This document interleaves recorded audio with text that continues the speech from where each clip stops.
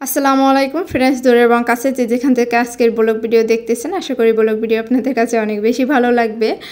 আজকে আমি চলে আসলাম নদীর পাড়ে ঘুরতে।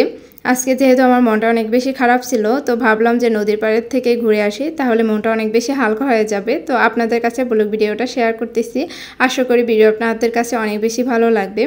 তো আজকে আমরা চলে আসলাম সাপ্তি।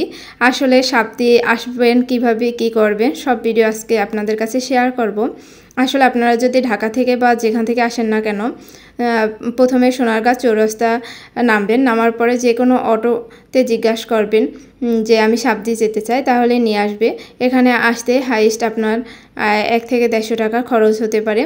পরিবারের সবাই মিলে আজকে চলে যাচ্ছি ঘোরার জন্য। তো যখন খুব বেশি মন খারাপ হয়, তখন কিন্তু যদি নদীর পাড়ে ঘুরতে আসেন, দেখবেন যে মনটা একদম বেশি হালকা হয়ে যাবে আর মনটা হবে একদম ফুরফুরা। তো আর দেরি কিসে। তো এইভাবে রাস্তা ধরে আমরা সবাই চলে যাচ্ছি, জাস্ট একটা অটো ধরে চলে গেলাম সবাই। আর এখানে এই ব্রিজটা হচ্ছে কাইকারটাক ব্রিজ, আর এইখান থেকেও অনেক সুন্দর একটা ভিউ পাওয়া যায়।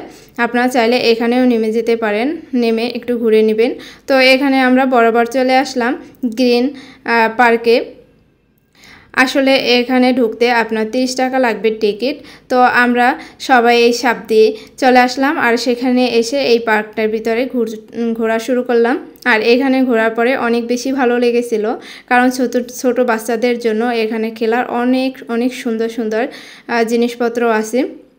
আসলে আপনার বাচ্চারা যদি এই বয়সে খেলাধুলা না করে, তাহলে আর কবে করবে।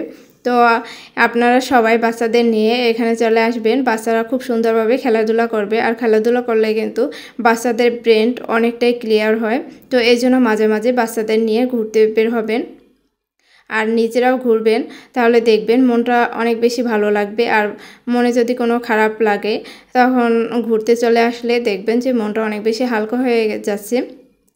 তো এই জন্য আমাদের উচিত সবার, যত ব্যস্তই থাকি না কেন, শুক্রবার বা যে কোনো আদার্স সময়ে আমরা যখন ছুটি পাই, তখন সবাই মিলে ঘুরতে চলে আসব। আর বাচ্চাদের নিয়ে ঘুরতে চলে আসলে ওদের মনে অনেক বেশি ভালো লাগবে। তো দেখতে পাচ্ছেন এখানে ছোট ছোট বাচ্চারা কি সুন্দর দোলনার ভিতরে বসে খেলাধুলা করতেছে। তো আরও একটা জিনিস আপনাদের কাছে শেয়ার করতেছি, দেখবেন যে এই পার্কে যখন চলে আসবেন, তখন এইখানে দেখবেন যে এটাকে কি বলে, আসলে সবাই সবার বাচ্চাদের নিয়ে এইটার ভিতরে উঠছে নাগরদোলা। আমি ভুলে গেছিলাম, জাস্ট নাগরদোলায় উঠে সবাই দোল খাচ্ছে। আর এখানে ওঠার পরে আমি দেখলাম যে অনেকের বাচ্চারা কান্নাকাটি করতেছিল, কারণ হয়তো বা ওরা ভয় পাচ্ছে। তো এখানে খেলাধুলা করার জন্য আরও অনেক কিছু আছে। তো এখানে সবাই খেলাধুলা করার জন্য দেখেন ছোট বাচ্চারা কত সুন্দরভাবে খেলাধুলা করতেছে। জাস্ট উপরে উঠে তারপরে দেখলাম যে মানে কি বলে, আমি তো বলি ভাই ছেঁচড়া খাইতেছে আমাদের মানে অঞ্চলের ভাষায়। তো অনেক বেশি ভালো লাগছিল আমার কাছে। আর এই সব জিনিসে ওঠার জন্য আপনাদেরকে আলাদা করে আবার টিকিট কাটতে হবে। তো আমি এবার পার্ক থেকে বের হয়ে যাচ্ছি। তো এবারে চলে আসলাম মানে বাইরের ভিউটা আসলে কীরকম। তো নদীর পাড়ে এরকম সুন্দর সুন্দর নৌকা থামানো আছে, আপনারা চাইলে এই নৌকা করে নদীতে ঘুরে বেড়াতে পারেন। তো আমার কাছে অনেক বেশি ভালো লেগেছিল। আর এত এত বাতাস ছিল, মানে মানে শরীর এতটাই ঠান্ডা হয়েছিল, মনে হয় যেন শীত করতেছে, যে এত সুন্দর মানে বাতাস, অনেক বেশি ভালো লাগছিল। আর নদীর দিকে তাকালেই মনে হয় যেন সব কষ্ট দূর হয়ে গেছে। তো আমার কাছে আসলে বরাবর নদীর পাড়ে ঘুরতে অনেক বেশি ভালো লাগে।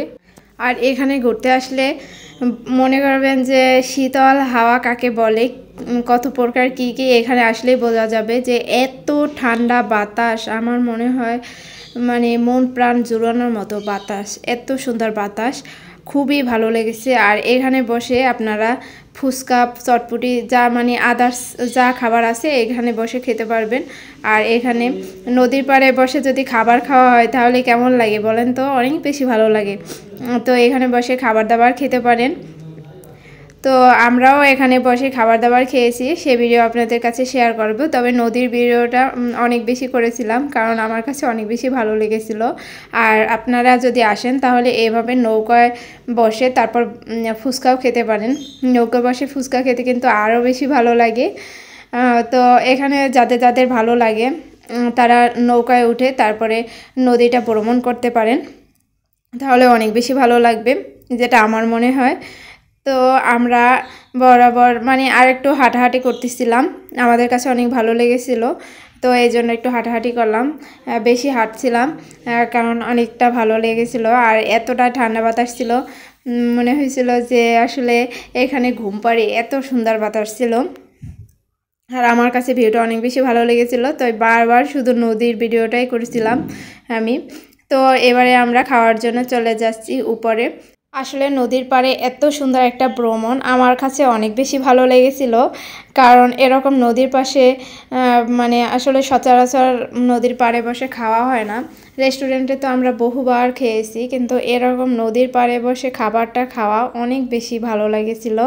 তো আমাদের অপেক্ষা করা লাগে নাই বেশি সময়, জাস্ট 5 মিনিট অপেক্ষা করার পরে ফুচকা চলে আসলো। আসলে এই ফুচকাটা এত বাজে ছিল, আমার মানে জীবনে আমি এত বাজে কোয়ালিটির ফুচকা কোনো দিনও খাই নাই, যে এতটা খারাপ মানে ফুচকা, মানে কোনো স্বাদ না কিছু না, মানে কেমন যে একটা ফুচকা, মানে মানে ভাষা নাই আমার বলার মতো। তো এখানে দেখতে পেলাম যে অনেকে আসলে এরকম একটা ট্রলার ভাড়া করে তারপরে নাচা গান করতেছে, তো ওটাও একটা ভিডিও শ্যুট করে নিলাম।